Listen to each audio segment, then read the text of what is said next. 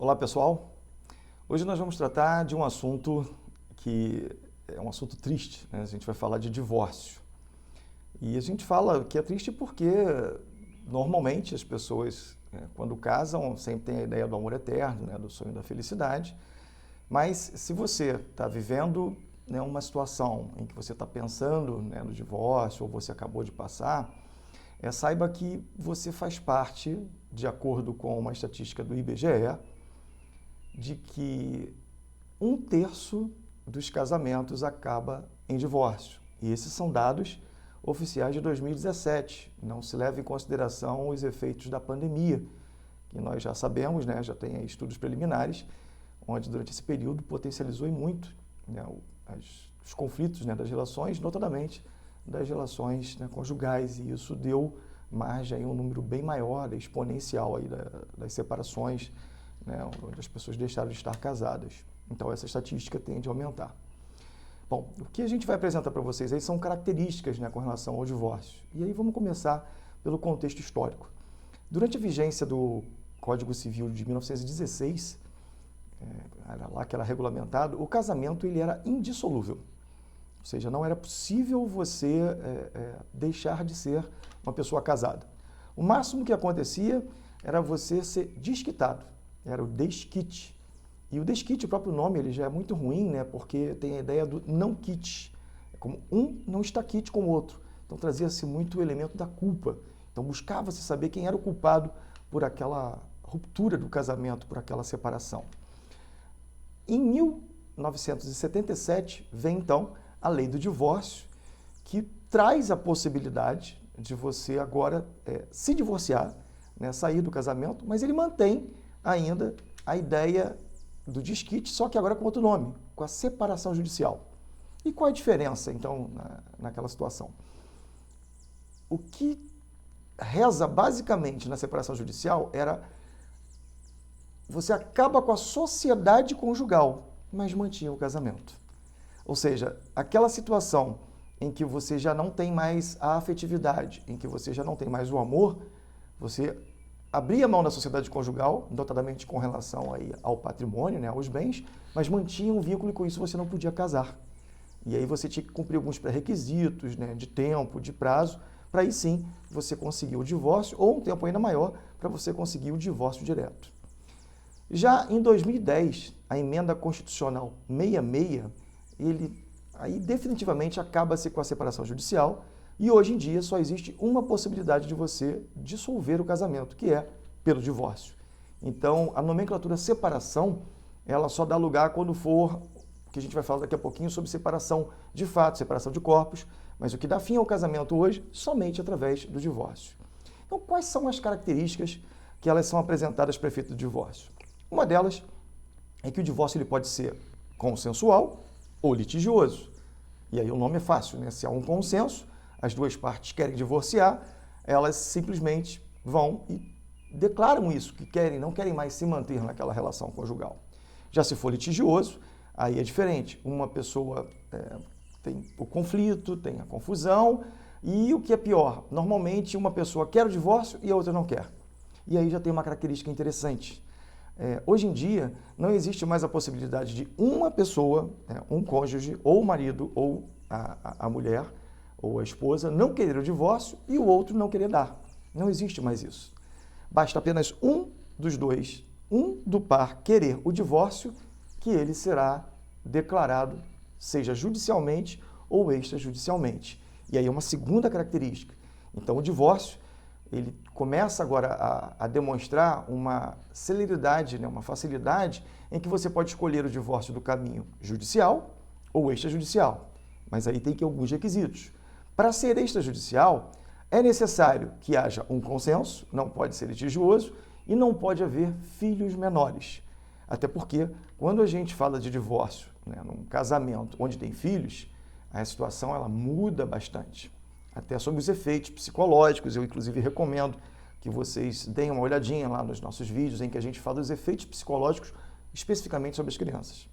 Então, dentro dessas características, né, se você for buscar tanto o caminho judicial, né, ou extrajudicial, você precisa, né, apresentar alguns parâmetros nesse pedido desse divórcio. Um deles é o próprio pedido da dissolução do casamento, que vem a ser o divórcio.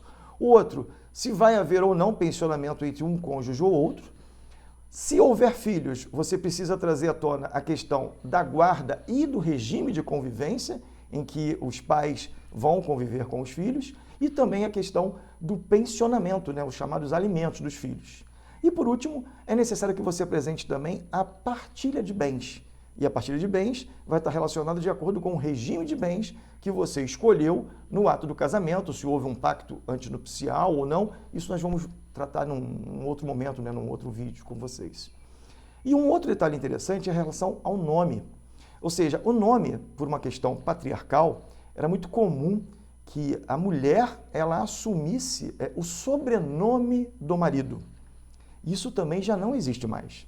Hoje, a mulher ela pode ou não assumir o sobrenome do marido, mas o homem também pode ou não assumir o sobrenome da mulher. E quando nós falamos nessa situação de homem e mulher, justamente pelo princípio da afetividade, não é à toa que hoje nós temos os casamentos socioafetivos, os casamentos homoafetivos, ou seja, as relações homoafetivas, as relações socioafetivas. Por quê? Porque o princípio que rege o direito das famílias é o princípio da afetividade. Então, quando a gente fala em relação a nome e todas as demais características, isso vale para qualquer tipo de relação de família. Seja ela a família monoparental, seja ela a família homoafetiva, seja ela uma família socioafetiva. Então, por conta disso, o nome ele não tem mais essa prerrogativa de que...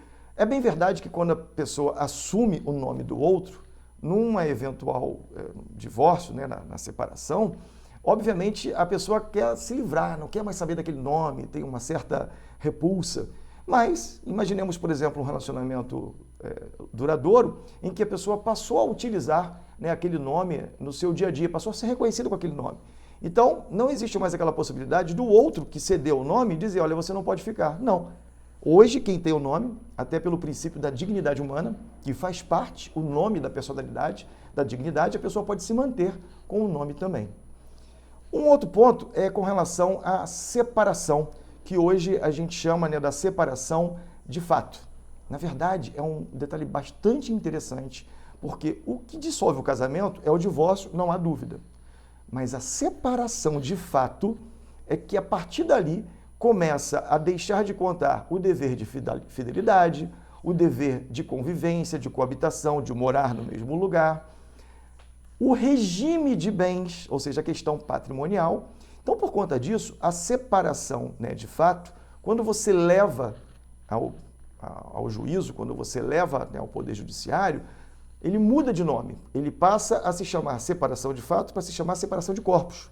Isso é importante porque é esta data que efetivamente começa a contar os efeitos patrimoniais, os efeitos do casamento.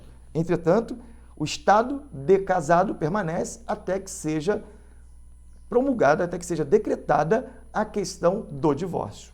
Daí você define apenas as questões patrimoniais. Nessa situação do casamento também é interessante que quando você, que eu digo na situação do divórcio, assim como no casamento, assim como você pode casar por procuração, você também pode divorciar por procuração. Ou seja, por mais que haja um consenso e que você esteja querendo, aliás, é muito comum hoje as pessoas quererem dar um tempo. E essa situação da separação, de fato, que pode ser feita, por exemplo, extrajudicialmente, ela é importante porque ela já demarca ali essa situação da fidelidade, ela demarca a questão dos bens e até uma eventual paternidade. Porque há a previsão legal de que se um filho nasce na constância do casamento, presume-se legalmente que o pai é aquele que está casado com aquela mulher, com a esposa. Então, até para essa presunção também, é importante que você dê início, que você registre essa separação de fato, que passa a se chamar separação de corpos quando você leva ao conhecimento, quando você dá publicidade disso aí, judicialmente ou extrajudicialmente. Bom, então, com relação a essa questão de como você vai dissolver o casamento, tem as questões processuais, mas, obviamente, tem as questões psicológicas, porque é sabido, é um momento muito difícil. Bom, Bom, hoje nós ficamos por aqui e eu peço para você que vem nos acompanhando, que você entenda que esse assunto foi importante para você, ou que não seja, que você possa compartilhar, que você possa direcionar, né, para algum amigo, para algum conhecido seu, que você possa se inscrever, né, no nosso canal, Aderbal Dávila. Além disso, se você puder clicar no sininho, todas as vezes que tiver um vídeo novo, você receberá essa informação. E se essa informação aqui foi útil e você gostou, coloque lá um gostei no nosso vídeo. Tá ok? Até um próximo encontro. Um abraço.